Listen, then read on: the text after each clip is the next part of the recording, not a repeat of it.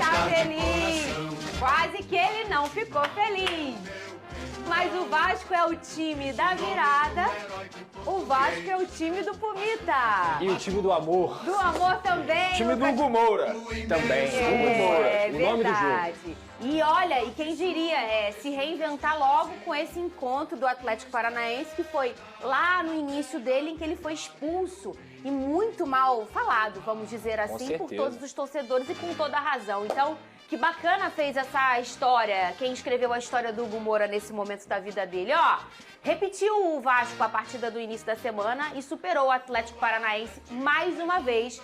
Só que dessa vez, esse é o jogo de ida das quartas da Copa do Brasil. O Flávio Vinick estava lá, vai contar a história desse jogo. E na volta, um outro cara que também estava lá vai dizer o que ele achou dessa partida. Rodou.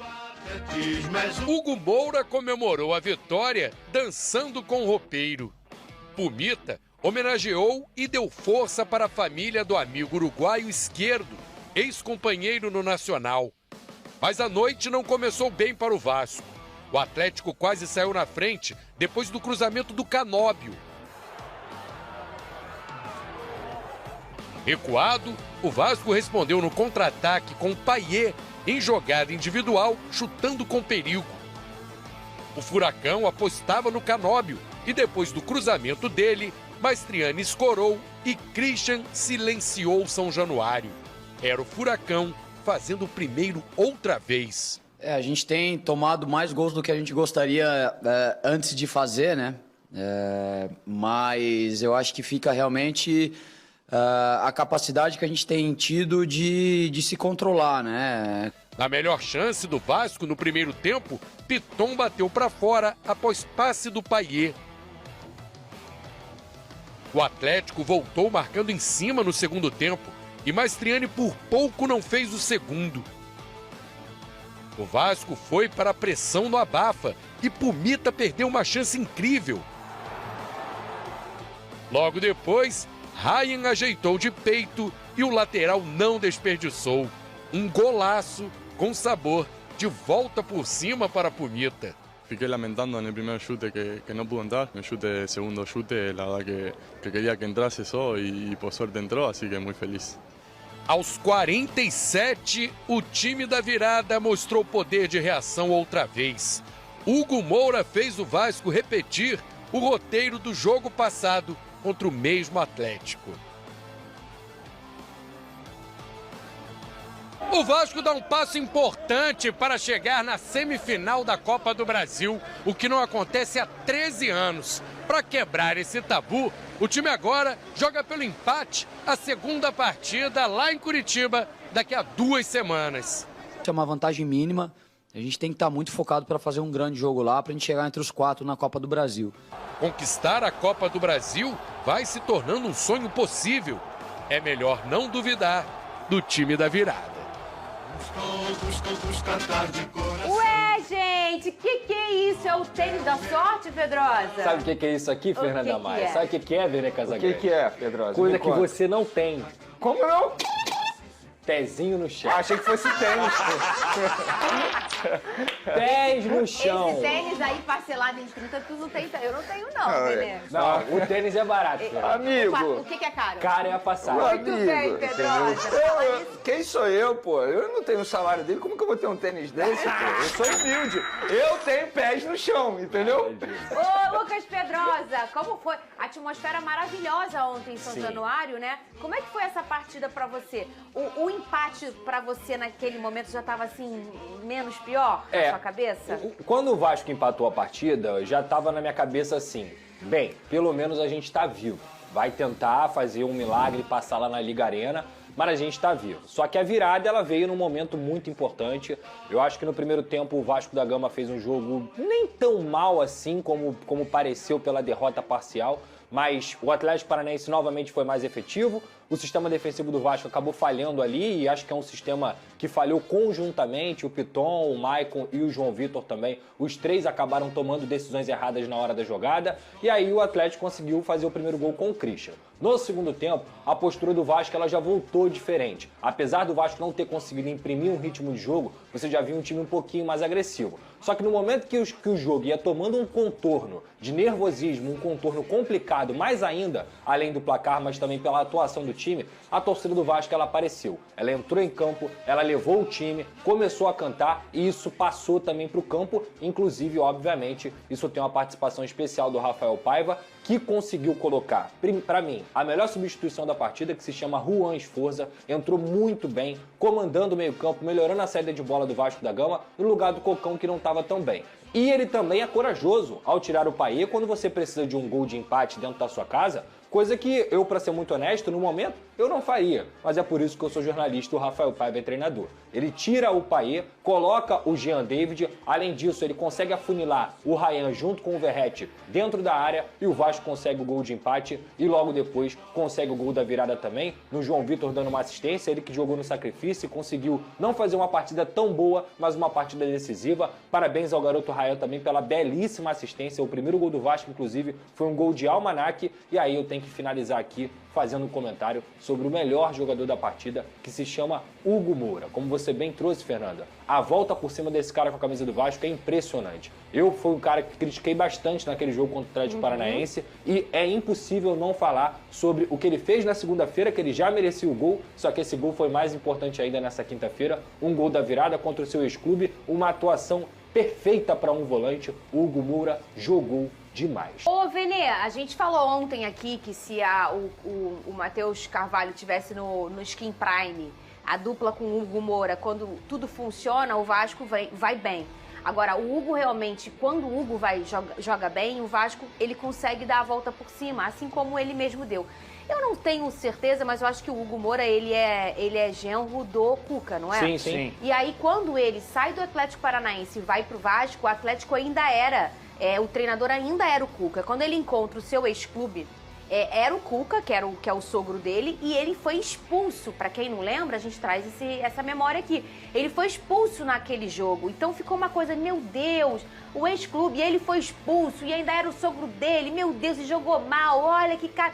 E foi o que o Pedrosa falou, ele deu a volta por cima de uma forma impressionante, né? Essas histórias no futebol me encantam muito. Independentemente de quem fosse o treinador naquele momento, se era sogro, se era pai, ele seria criticado pelo que ele fez naquela partida. E de fato ele foi muito mal e ele mereceu as críticas e ele sabe disso. Na época ele até reconheceu isso. Só que era muito cedo para a torcida ter aquele tipo de atitude pedindo a saída dele, que não jogue mais com a camisa do Vasco. Isso aconteceu bastante, inclusive, nas redes sociais. Mas o Hugo Moura, ele deu a volta por cima com a camisa do Vasco. E além da grande atuação, e eu concordo com o Pedrosa que para mim ele foi o melhor em campo, não só por conta do gol que ele fez uma baita atuação, importantíssimo no setor defensivo e também no setor ofensivo, chegando bem ao ataque. Mas a entrevista dele depois do jogo é uma baita leitura, porque ele tá certo quando ele diz o seguinte: a gente tem que parar de ficar correndo atrás do placar o tempo todo. E tá certo. Não vai ser sempre que o Vasco vai ter, entre aspas, a sorte, porque não é sorte, é competência de conseguir uma virada. Sobretudo diante de um adversário que a gente sabe que é chato de jogar, mas sem Fernandinho perde muito. Então a leitura de jogo dele está extremamente correta, além de ter feito uma baita partida, e ele deu um recado para os companheiros, para a torcida, dizendo: a gente ganhou, mas a gente não está satisfeito, porque não dá para ficar correndo atrás do placar o tempo todo, e ele certíssimo. Parabéns ao Hugo Moura pela partida de ontem, sensacional, deu a volta por cima e é isso, que continue desempenhando. Quem quiser mandar mensagem, é só mandar pro Pedrosa, que ele já abriu a fila do perdão. Eu sou o primeiro da fila. Você é o primeiro? Sou o primeiro. Ah, então você que é vascaíno, quiser entrar na fila do perdão pro Hugo Moura, é só mandar uma mensagem para o Pedrosa. Antes de mais nada, obrigado. Caiu na conta do Flamengo também. Ah, é? Vou sempre lembrar disso. Dinheiro mal gasto é dinheiro que não vale. O Hugo Moura tá fazendo valer. Ô, Pedrosa, nas últimas 11 partidas do Vasco em São Januário, são 7 vitórias, 4 empates e nenhuma derrota. Falamos ontem da fortaleza que é o Vasco dentro de São Januário, né, Pedrosa? E isso tem a ver com o trabalho do Rafael Paiva, Fernanda. Não tem como. Eu vi muita gente, por exemplo, naquele momento onde o Vasco estava muito mal na temporada com o Álvaro Pacheco, falou sobre a mudança que teria que acontecer. Ah, essa mudança é precoce, não sei o quê. E o Rafael Paiva mostrou que ele conhece o elenco, que ele conhece a base do Vasco, porque ele tem tirado leite de pedra com esses garotos. Ele potencializou os jogadores desse elenco também. E isso não quer dizer aqui que o Rafael Paiva não comete erros. Ele comete erros sim, até porque é completamente normal ele cometer erros no primeiro trabalho profissional dele, diante de um gigante que é o Vasco da Gama. Mas ele comete muito mais acertos do que erros. Inclusive, ele conta não só com a competência, mas um pouquinho de sorte. Porque no outro jogo, por exemplo, o Emerson Rodrigues não estava jogando nada, ele mantém o Emerson Rodrigues e o Emerson Rodrigues acaba fazendo gol. Nesse jogo ele tira o Paê, que também estava mal, e a substituição dá muito certo com a entrada do Jean David. Então o Rafael Paiva é o responsável direto, não só pelo bom trabalho que o Vasco faz, mas também por recuperar esse grupo. Um grupo de jogadores que respeita a camisa do Vasco, que voltou a entender o tamanho do clube que eles estão vestindo e principalmente a frase que eles sempre usam: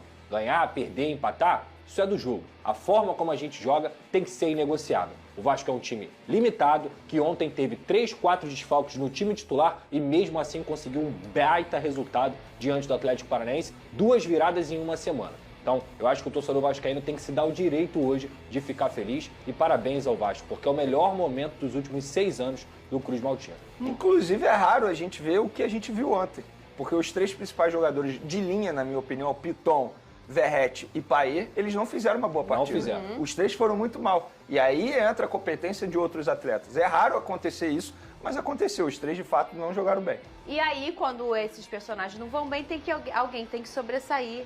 Você quer falar do Coutinho? É rapidamente, porque muita gente pergunta. O Coutinho já está recuperado da Covid. O Coutinho voltou a treinar normalmente ontem. E ele vai ser preparado para a segunda partida contra o Atlético Paranaense. Que é semana que vem já. Dia 11 de setembro. Lá na Liga Arena. Porque semana que vem é data FIFA. Tem a data FIFA. O Vasco joga contra o Vitória final de semana, mas a chance dele ir é remota, é quase zero, e ele já voltou a treinar normalmente. O Vasco quer preparar ele para ter ele 100% para o segundo jogo. Inclusive o Vasco deve ter o retorno do David, do próprio Paulo Henrique, que estava suspenso. Vai ser um time melhor, mas que precisa parar de tomar gol, como o Vene falou, no primeiro tempo. Porque tomar um gol lá no primeiro tempo, na Liga Arena, é fatal. Olha aqui, põe aqui na tela.